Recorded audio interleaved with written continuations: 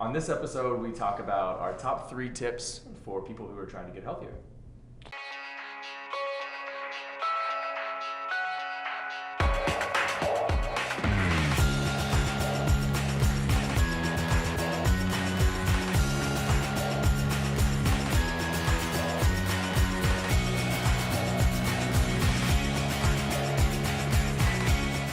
Welcome to episode 22 of EFS TV. I'm Nathaniel Decker. And Megan Osisco.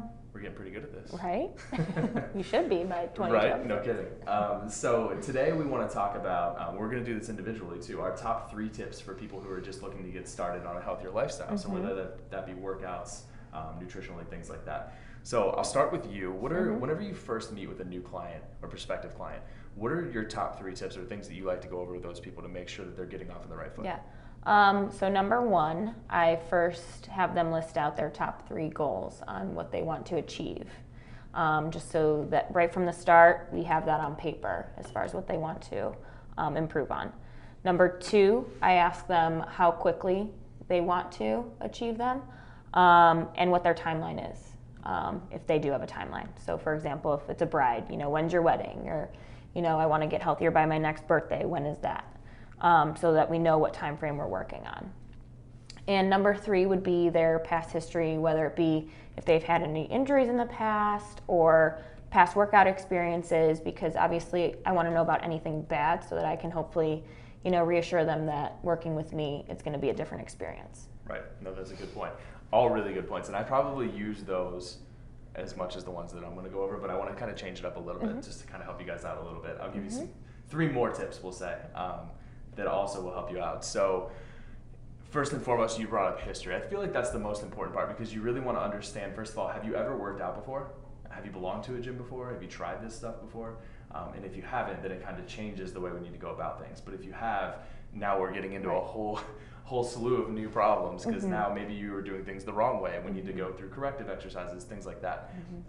So that's a good thing that I like to start with as far as that goes, histories. And then body mechanics being a very close second to that. I always do in my assessment workouts, we're always looking for how you're moving first and foremost. So it kind of goes hand in hand with the injuries and things like that, but seeing if you have any tightness in any, like your hamstrings, things like that. And I have a certain set of exercises that I like to use for that, but body mechanics and how your body moves is very important. And then third, and I guess most importantly, not really that much, but I don't know why I fumbled on that. Food is, it's funny, I was just talking to you guys about this before this episode. I feel like most people, including like my parents, my sisters, a lot of it has to do with people that have kids, make it even worse, but eat their carbs for dinner and then go to bed. Or do they eat them and that's like typically when you're winding down. So I always like to make this point to new clients or prospective clients. Always start with eating your carbs, mostly in the morning. Give yourself the rest of the day to burn that off, right? Most people, whenever they have kids especially, you're coming home and people just stick to protein, starch, veggies, try to cut the starches out and just go to protein and veggies. And then if you're one of those people, because I hear this a lot, I don't really like breakfast, I'm not a breakfast eater. If you can cut out the carbs for dinner, I promise you're going to be hungry as heck when you wake up. And that's what's going to change the game. But it's a tough adjustment to make, but you'll start to lose weight right away just by making that one simple adjustment. So outside of the workouts and stuff, I really like to give that tip to people to get them started. Yeah. So. And lastly, and I think most importantly, the last tip I want to give is you've got to get started. So take action on what you're trying to achieve. Very true. Very true. Taking action and consistent action. So don't just do it for a week and say, I really tried this time.